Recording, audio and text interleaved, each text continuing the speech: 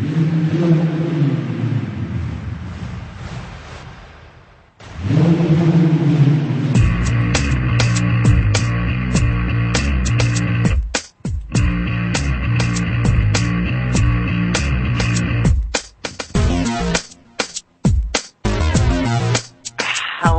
and welcome to Opening Your Intuitive Eyes radio show. I'm your host, Sherri Devereau. For you first-time listeners, Opening Your Intuitive Eyes radio show will bring to you some interesting guests, including authors, and sometimes a few musicians, like Rob Anthony, for instance, that you heard play in between the shows. And a lot of them are pagan, New Age, and metaphysical types. I'll also be doing intuitive readings on the air, so call in or in-click those questions to me now so I can get to them during the second half of the show. For those of you who listen to the downloaded shows, email me your reading question to Sherri@intuitiveeyes.com, and I'll read it on the air, and then you can listen to the answer later, just like you get to listen to it, pretend like you're listening to it live. You can also check out my website, www.intuitiveeyes.com, and as you may have heard, my sis made it so much more user-friendly, so have a look, check it out. Get ready for a summer of great reading, learning, adventure, and laughs, because I've gotten together a great list of authors for a great summer of reading and learning here on Opening Your Intuitive Eyes. And, for instance, tonight, we're going to have an awesome guest. Tonight, it's my pleasure to have Garnet Schulhauser. He's the author of Dancing on a Stamp, and this is a great summer read that will have you thinking well into the fall, trust me. Tonight, the Book of Shadows section, I'm going to share ways to get messages from your spirit helpers and guides, and Psychic Toolbox tonight is going to be a guided meditation designed to meet your spirit guides, so keep listening. I will also be doing readings during the show, so call in or in-click, and download it. Send me an email with your question. I'll read it online, and you can get a reading just like everybody who listens live. I'm going to take a minute to mention my reading special. August is my birthday month, so if you have questions over the direction you should take, choices you need to make, or you guys know that gentle nudge I so love to give. Oh, yeah, I did say gentle. Check out www.intuitiveeyes.com. Readings are done over the phone or by Skype. I do not do them in person, so you don't have to be close to me to get a great reading. So my special, since it's almost August, 2 more days, I will be doing a birthday special. So my birthday gift to you is buy a minute, get a minute. So if you'd like, I will do a 15-minute intuitive reading for only $25, and I'll gift you with another 15 more minutes for a total of 30 minutes. Check me out on Facebook.com/Toe Reader. Sometimes I do put specials up there. And also toe reading classes. Oh, you want to know about it? It's like 3,000 years old. This is not a new fad. This has been around for a very long time. Check out my website to find out more about toe readings and toe reading classes. All right, now you can go to the Mists of the Dark Moon Learning Center tab. I think that's the one that'll take you there. All right, I want to get on with the show tonight because we've got a really great author on. Tonight's show, we're going to chat with our guest, Garnet Schulhauser, and Garnet is a retired lawyer who lives near Victoria on Vancouver Island. And his wife, with his wife Kathy and their little dog Abby, he grew up in a small farm in Saskatchewan and moved to Calgary, Canada after law school, where he practiced corporate law for over 30 years with 2 blue-chip law firms. After retiring from his law firm in 2008, he began his new career as an author, and his first book, Dancing on a Stamp, was published in 2012. Since the release of his first book, Garnet has been active with book signing tours and speaking engagements. Now, when I tell you about this book, you'll understand why Garnet's been so busy. In Dancing on a Stamp, Garnet recounts how his life changed dramatically one day in 2007 while he was still practicing law, when he was confronted on the street by a homeless man named Albert, who's actually a wise spirit in disguise, who revealed startling new revelations about our soul journey on earth and the afterlife that awaits us. Albert's revelations were inspiring, uplifting, and comforting, and flew in the face of almost everything that Christian holy men have been preaching for centuries. He wrote Dancing on a Stamp at Albert's request so that these revelations would be available to everyone. So join with me in welcoming to Opening Your Intuitive Eyes show, Garnet Schulhauser. Garnet, how are you this evening? Just fine, thanks, Sherri. How are you? Oh, I'm always great. I wake up, know my name, know where my car's parked. It's just uphill from there. It's good. Now, thank you for having me on your show, Sherri. Oh, you know what? Once I started reading this book, there wasn't any question.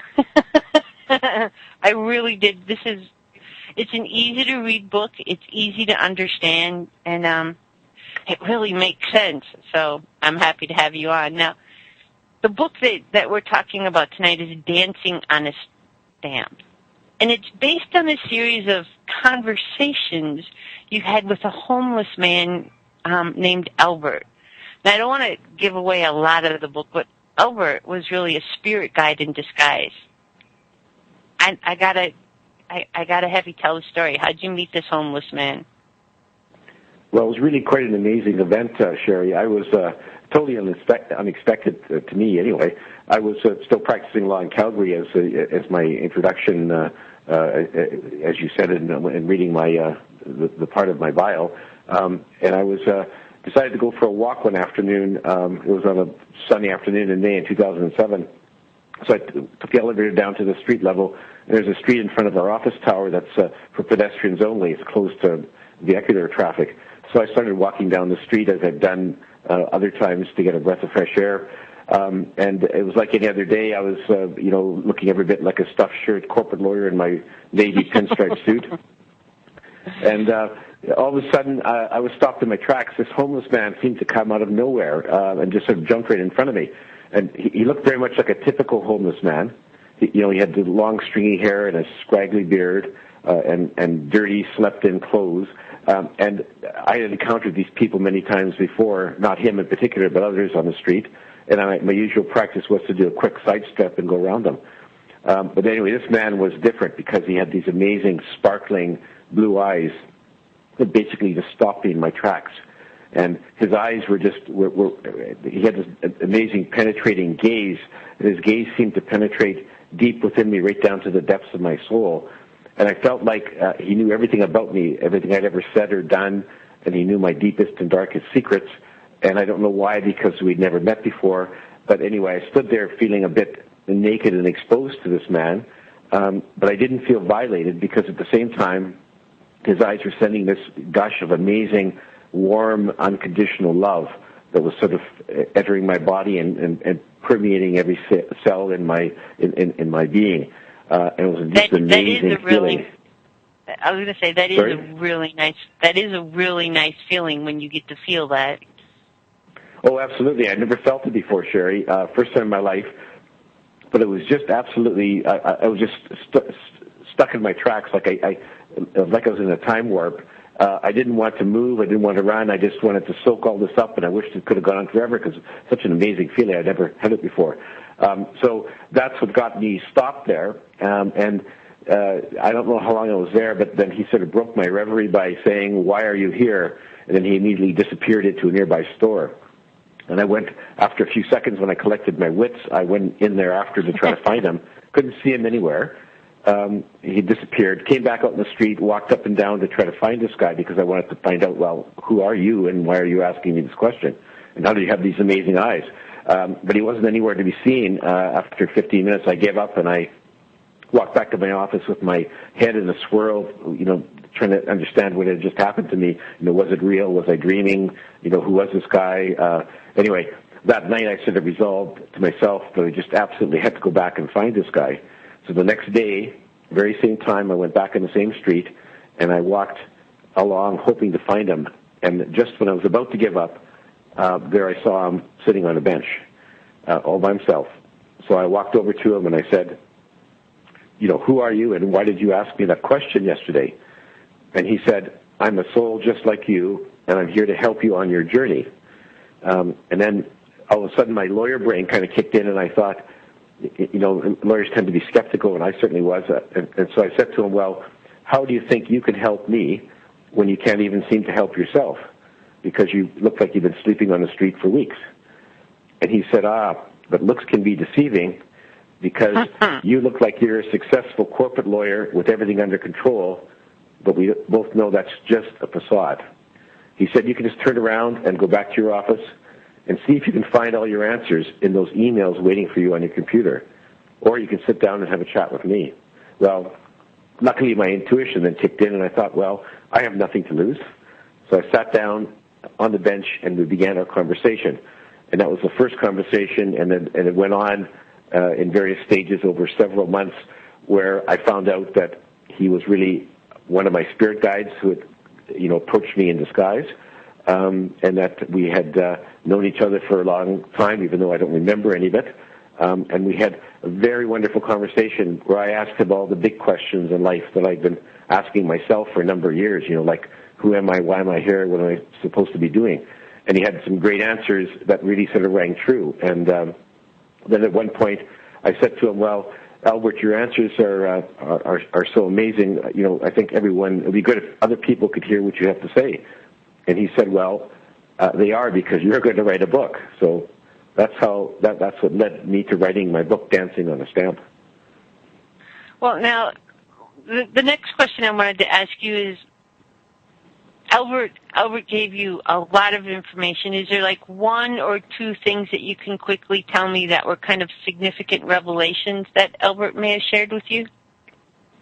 Well, sure. Yeah, I mean, basically you boil it down to the fact that, and this is not a surprise to you probably, Sherri, and to a lot of your listeners, but he basically confirmed that we're all eternal souls, that we live forever, and that we're just all having a human journey here on Earth. And we come here to learn and experience things that we need for the evolution of our souls. And we came from a wonderful place called the spirit side, and we chose to come here to incarnate. God or the source or the creator didn't make us come. No one else did.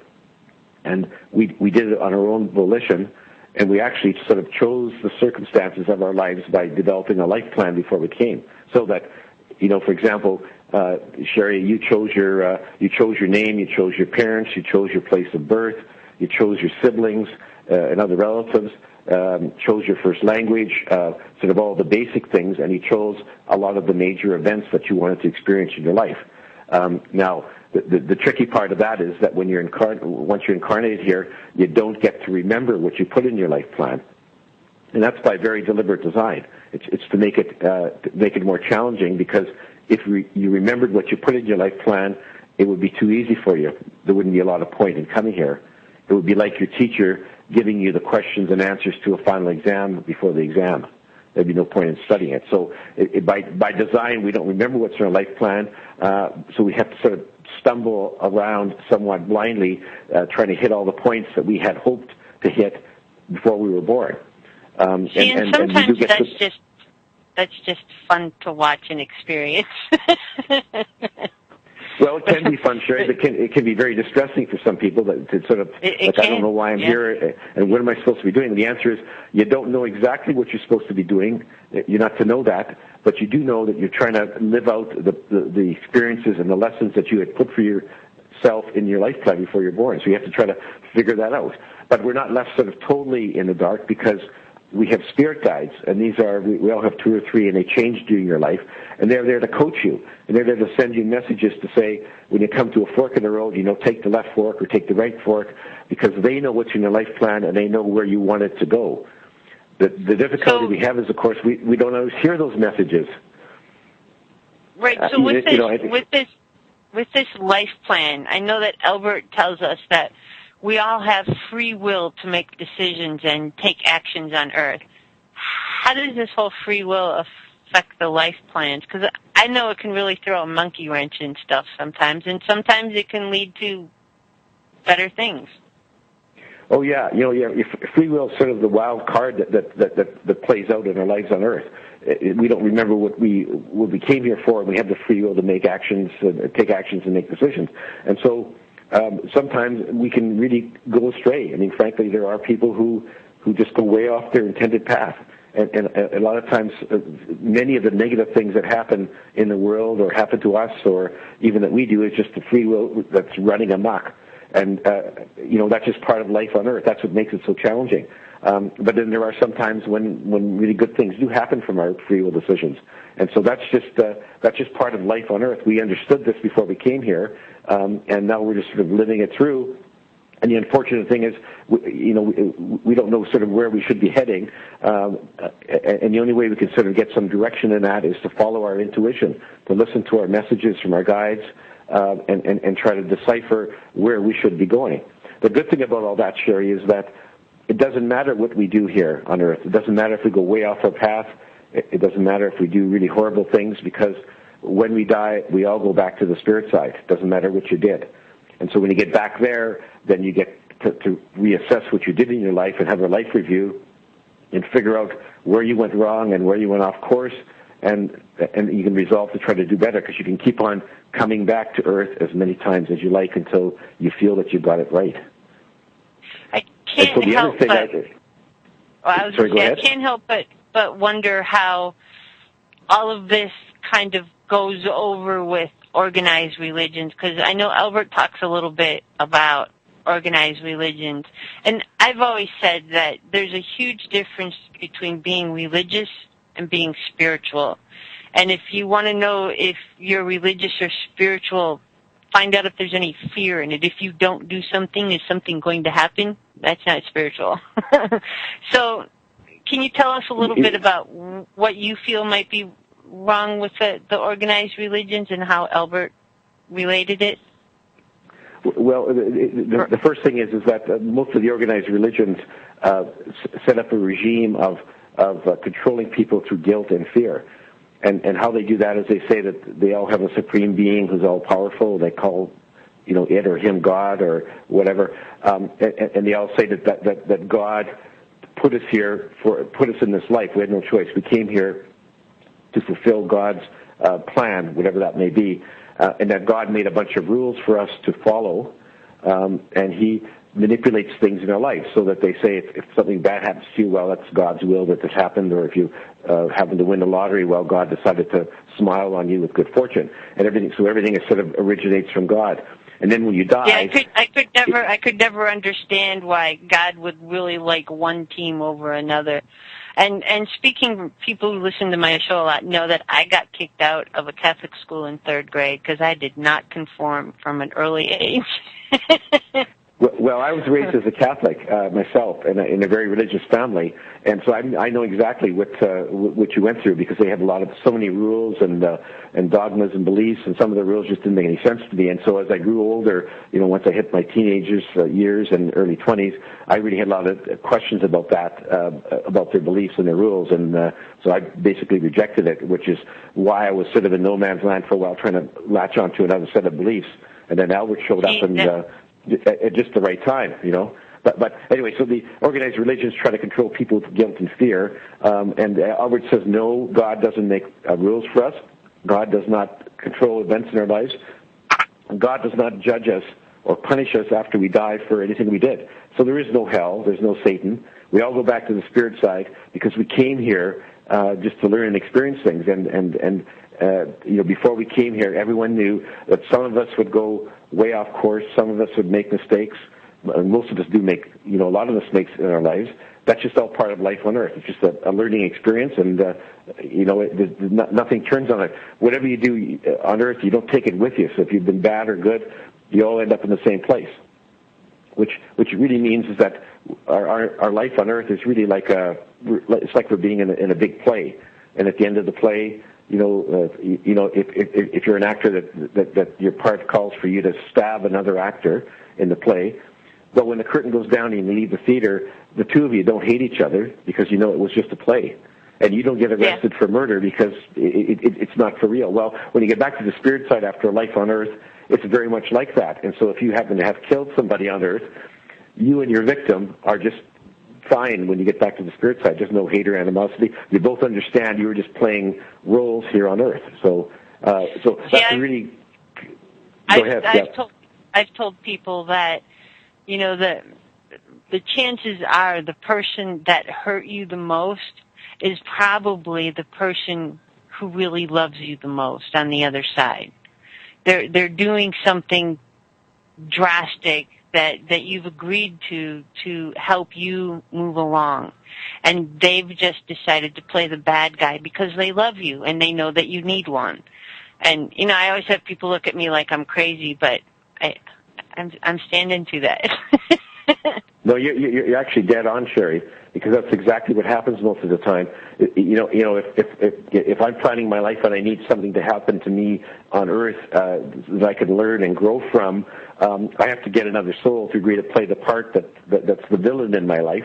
And it very well could be somebody it's probably somebody in my soul group and probably somebody that I'm very close to. And they do that because they know it's something I need for my development. So when we finish the life and we get back on the other side, I'll say, thanks very much. I needed that lesson, you know? So right, and I tell people right. that all the time when somebody's hurt you really, really bad and they're no longer in your life because of that, sit for a minute, do a little meditation, see that person in front of you, and tell them that you forgive them, that you learned the lesson, and that you thank them.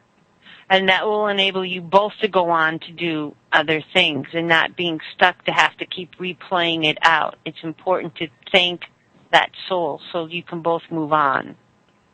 You're absolutely right, and it's a matter of if you have that sort of reaction to things that happen to you in your life, especially bad things, Sherri, then it's easier for you to move on and learn your lesson and evolve. And if you don't do that, then you may be stuck in that rut until you learn the lesson that was designed to teach you. Right. Now, so I absolutely agree with you. In the book, Albert revealed that animals have souls. Now, I don't know why people don't know this. I thought it was obvious. And that many of us had previous incarnations in animals. Now, I think this concept would be a little difficult to accept for a lot of human beings, but what do you say to these people that are having a hard time kind of accepting that? Well, I would do it the same way that Albert, I raised the question with Albert during our conversation. I said, you know, and I sort of thought that they did, but I wanted him to confirm it. I said, Albert, do animals have souls? And he said, you need only look at the eyes of your little dog to find your answer. And it's very true. Mm-hmm. I mean, anybody who doubts that, look into the eyes of your dog or your cat or actually any other animal. I mean, you just got to know there's a soul there. And so, I mean, it just makes sense because, you know, otherwise, if we think that only humans have souls, we're being very arrogant, you know. And Albert says, yeah, the animals have souls, and they're here for lessons. And in fact, he said, yes, a lot of humans incarnated as animals before they became humans. It's sort of indoctrination into the planet Earth because animal lives are a lot simpler than human lives, and so you might start off with a simple life first and then graduate up to being a human. But not everyone does that, but certainly some have. And, of course, just like your other lives on Earth, you don't remember any of this by design. But, yeah, the animals definitely do. And, you know, and the reason I suggested that some people might have a trouble with it because I just in talking to people after I wrote my book, and a lot of people were a bit skeptical about that. And I think a lot of that has to do with, again, religion, because in religion, to them, the animals don't really count, and you know, humans can go to heaven if they're good, and we're the only ones who count. But it's just part of the sort of the arrogance that some humans have, you know, that we're the most important people on the planet or in the universe, and nobody else really matters. I experience that all the time now. One of the questions that I wanted to ask you before we finish up is, what surprised you the most about Albert's revelations? Was there one or two that just kind of made you kind of go, whoa? Yeah, well, yeah, the main one to me was that he said that no one on Earth dies by accident, that we all die when our souls choose to exit the incarnation, which seemed to be, it was a bit of a surprise to me. I mean, I knew that our souls planned to come here, But I mean, I hear about car accidents on the news or plane crashes and everything else, and I think, well, that has to be just a pure accident of the universe. Albert said, no. Every one of those souls, there may be 300 people dying in a plane crash, every one of those souls decided that it was time to exit at that time. And someone's dying from terminal cancer or slips and falls and cracks their head on the sidewalk, it's all the same. Their soul decided it was time to leave. And he said that's the absolute right of every soul. And so, if a 6-year-old child gets run over in a crosswalk, it's not a tragic accident. It wasn't something that God decided to send to those people as punishment or whatever. God had nothing to do with it. It was the soul of that little girl who decided that it was time to leave. And maybe she only needed 6 years of life on earth to fulfill whatever she wanted to accomplish on earth. Or maybe she came here not to do anything herself, but to help her parents, learn to live through a tragedy. So every soul decides when it's time to go. Right, which is really a bit of a surprise.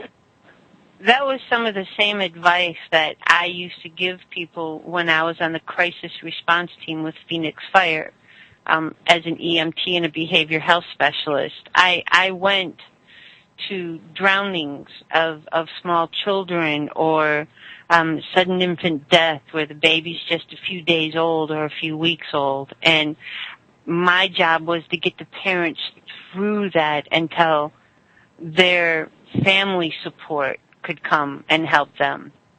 And a lot of times I was very aware that the child was there or, that soul was there for that short time, maybe to have their parents learn some kind of lesson. And I know a lot of people think that was just really harsh, but we all come in to learn, to teach, and to move on, and sometimes people kind of lose track of that while they're busy texting, and we're here for a short time. That's exactly right, Sherri. And if the parents of a child who was killed tragically really understood what I just said, what you said, I mean, it would be so much easier for them to take the death because they knew that the soul of that child decided it was time to leave and is now on the spirit side waiting to be reunited with them when they cross over themselves. That would make things so much easier if people understood that instead of waving their fist angrily at God and saying, God, why did you take my child from me, which is just the wrong way of looking at it. But anyway, unfortunately, a lot of people just have that view and they end up spending a lot of time grieving when they really shouldn't. Well, I think that's because religion has taught them mostly fear and not love. I don't see a lot of love in any of the religious wars that are going on. And I think religion has taught people to be afraid and that you only get this one time around. And you really don't. There's a lot of chances and people, if they would realize that this is just one page in a book and there's a large book, maybe they would take a little bit more time and, not stress. But one of the things I wanted to find out is, do you still have contact with Albert? And are you planning on writing another book with Albert? Yes, I still have contact with Albert. And in fact, I have written my second book, which is called Dancing Forever with Spirit. And it's in the process of being published now. Probably will be released sometime in November, I understand. And in there's some more dealings with Albert, except in the second book, instead of him just speaking to me as a voice in my head through telepathy, he shows up one night in my bedroom in astral form and takes me, my astral body, on a series of adventures, out-of-body adventures, to the spirit side, to other planets in the galaxy, to different places on Earth, to view the Akashic records. It's really quite a fascinating adventure, and that's what I describe in my second book, Dancing Forever with Spirit. And I'm also in the process of writing my third book, which is also more adventures with Albert. So there's much more to come. I'm really excited, and I really, really look forward to it. And I know there may be a fourth book. Maybe you'll talk about walk-ins. Well, yeah, I can certainly ask Albert the question. Yeah, I can ask Albert the question. I'm sure he has a lot of things to say about walk-ins. I'm sure. I look forward to finding out. Go ahead. I just said I will certainly raise the issue, and if he gives me an answer, I'll put it into either the third book or the fourth book. But I tend to keep on writing as long as Albert is feeding me with answers and information and adventures. I'm going to keep on describing them, Sherri. So who knows where it goes? Awesome. I look forward to having you back in November. I'd love to be back in your show, Sherri. Thank you for asking me. Great. Well, consider it a date. We'll have you back in November. Just let me know when the book comes out, and we'll definitely have you on right away in November. Thank you so much, Garnet. I really, really had a great time talking over everything with you. I will post on the website the different shows that you're going to be on so people can listen to some of the other shows that you're going to be on. And how can people get in touch with you? Do you have a website? Yeah, the website is dancingonastamp.com, and they're free to email me with comments or questions, and the email is contact@dancingonastamp.com. So I'd love to hear from anyone out there who has a comment or a question. And there's buy links for my book on my website, so they can click on the. Sorry? I'm sure you will be getting an email from my friend Maurice. He was very excited. So, yeah. All right, Garnet Schulhauser, thanks for being a guest and opening your Intuitive Eyes radio show. And we'll have you back on in November when Dancing Forever with Spirit comes out. And say hello to Albert for me, would you please? I will do, Sherri, and thank you for having me on your show, and I look forward to being on again in November. Okay, thanks, Garnet. Take care. Bye. Bye. Now, as we get ready to go into the second half of the show tonight, for some reason, I have a little goosebump all over me, which will actually play into the second part here. It's kind of weird. Synchronicity?